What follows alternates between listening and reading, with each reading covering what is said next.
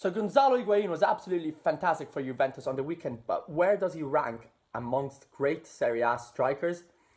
And Napoli, have they learned how to win scrappy games?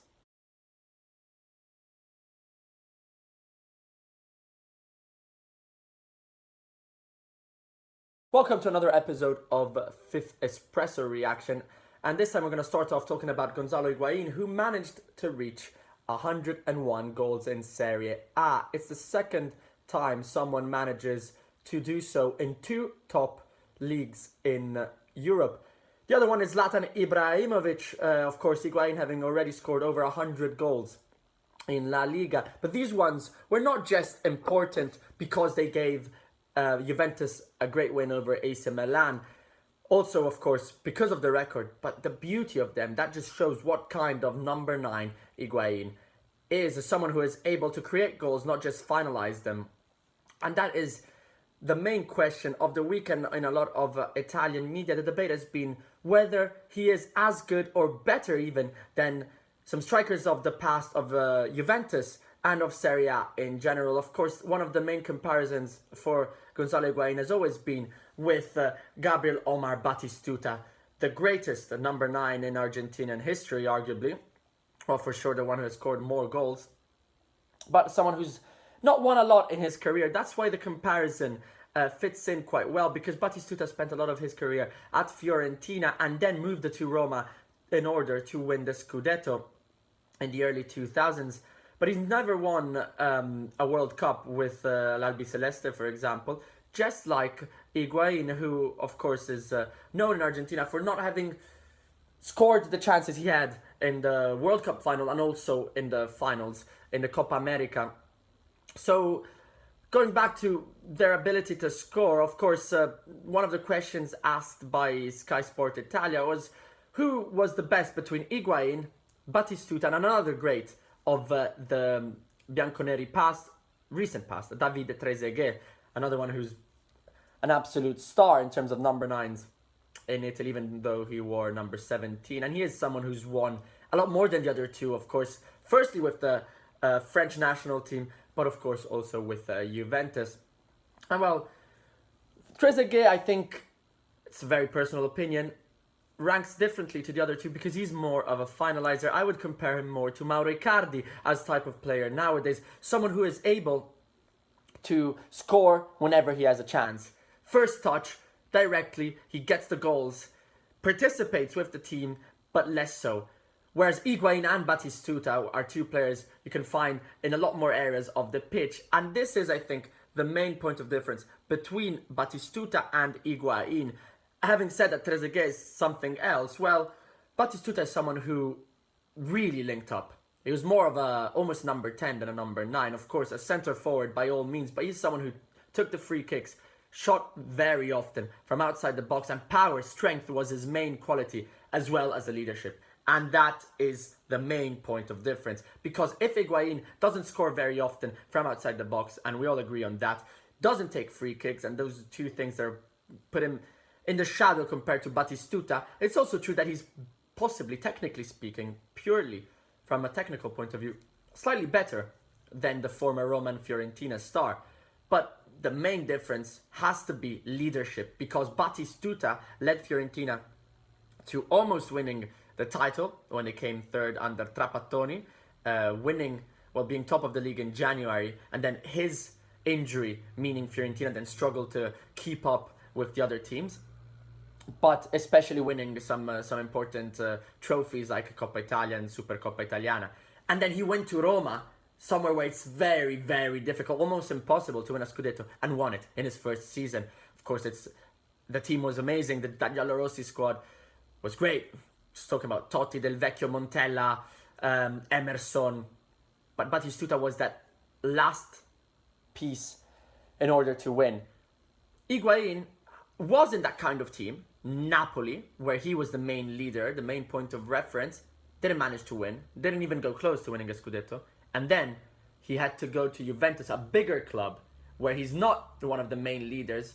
He is, of course, one of the main stars, but a team that has been winning for 5 seasons the Scudetto without him anyway. And he was there to try and win the Champions League, and he didn't provide that difference.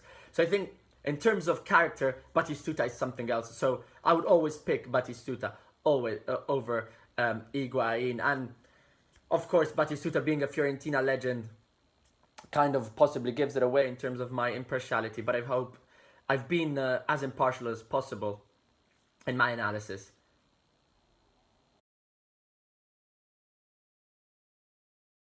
Well, scrappy games. The last one against Sassuolo for Napoli wasn't the best performance of the season, that is for sure. Of course, we're talking about a team that has to play in the Champions League as well. And even though Sarri and the players have made it quite clear that the Champions League is not the main aim this season, well, of course, it is always a big chance to show the skills and to possibly even, go forward and try to earn more cash, even though the Scudetto remains the priority.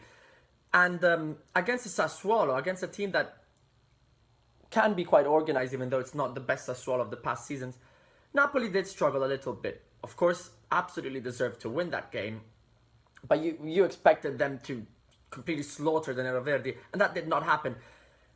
What's the issue there? Well, of course, you gotta have some moments of the season where things don't go perfectly. And if you don't score the goals in the normal chances, you need to score the scrappy goals. That Callejon goal, corner kick, that Alan goal coming from a big Sensi mistake. Those are the goals, the scrappy goals you need to get in order to win these games. And maybe Napoli last season wouldn't have won this, would have taken home a point, and that point could have, or those 2 points less, could have meant a big difference in the title race towards the end of the season. Napoli got the victory, nice and easy, 3-1, all-rounded result, and got the win, which means 3 points. These kind of games, especially ahead of a Champions League clash, when even though you're not at your best, you play, you win, these kind of games are the ones the big teams win. And Aurelio De Laurentiis said, well, it seems like Napoli could only win the Scudetto this year. It's like a one chance, one shot. Well, the truth is, according to him, is he's hoping to have built something that can last in the years. And if Napoli don't win this year, they will try their best next year. Well, the bottom of the table in Serie A almost seems like a completely, entirely different league. Actually, Serie A right now could almost be divided into 3 different leagues. The top one, the boring middle bit where nobody can really fight for anything, and the bottom. And at the bottom, we're talking about clubs like Benevento, of course, with the worst ever start to a Serie A season with 11 losses in 11 games. But even them are still only 6 points away, well, now 8, from avoiding relegation. So not a huge amount, considering how bad their start has been. Now, from Cagliari, who are on 9 points, to Benevento, there's 7 teams there. And that's a third of the league, essentially. If you want to bring in Udinese on 12 points as well, that's the relegation battle. So that's almost a league on its own, which shows how divided Serie A has been.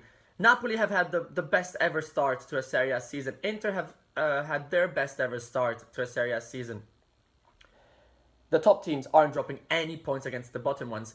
Inter ended this round 11 by winning against Hellas in Verona, and Hellas are currently second to last in the table. And they didn't even play that badly against the Nerazzurri, but it just shows it's almost a Serie B team who does a good performance against a Serie A team. And that difference in category is what worries the most. Is it really a completely different level? Of course it is. Going up from Serie B to Serie A has a lot of problems, but if someone comes up and doesn't have the money to rebuild a team in the summer, this is what happens. And the solutions for a more balanced Serie A being brought up are, well, let's reduce this to 18 teams. Let's introduce playouts. So you need to, it's not enough to be in the top 17 to avoid relegation. You need to be, for example, in the top 12, because the final 8 clubs all have to play playouts at the end. I think the easiest way is just to spread out in a more equal way the money coming in from TV rights, to give the chance to the teams that come up from Serie B to build a squad that is Serie A level. And now, well, looking at the actual bottom and who will stay up, because of course, if there are 7, 8 teams there, it means there actually is a relegation battle. It's not like there's a bottom 3 that are already dead. If anything, Benevento are essentially already in Serie B because they do have a big difference compared to the rest. But between Verona and Cagliari, there's 3 points and 6 teams. So a lot can happen. From what I've seen, a very personal opinion, I think Hellas, Verona and Benevento are most definitely going down. Now the third team, I reckon Spal, have shown that they can stay up, even though they came directly from Serie B after getting promoted from Serie C, so they did a double jump, and that's usually the worst case scenario because you get to the very top completely unexpectedly. I think Genoa can risk it because they're not necessarily used to being in that situation, and that's very nerve-wracking. But if I had to pick a choice and, for example, bet on it, I would go for Benevento, Verona and Crotone, who, yes, have beaten Fiorentina. But after the miracle they did last season, and we're talking about a team that essentially has the same starting 11 without their main striker, Falcinelli. So I think they could be struggling eventually. Of course, thanks for watching. Let us know your thoughts on who the best is between Higuain, Batistuta and Trezeguet. If Napoli are really ready to win the Scudetto, having won scrappy games, and who do you think will stay up and who will go to Serie B at the end of the season? Don't forget to follow us on Facebook and Twitter, support us on Patreon, and subscribe to our YouTube channel. It's ciao for now.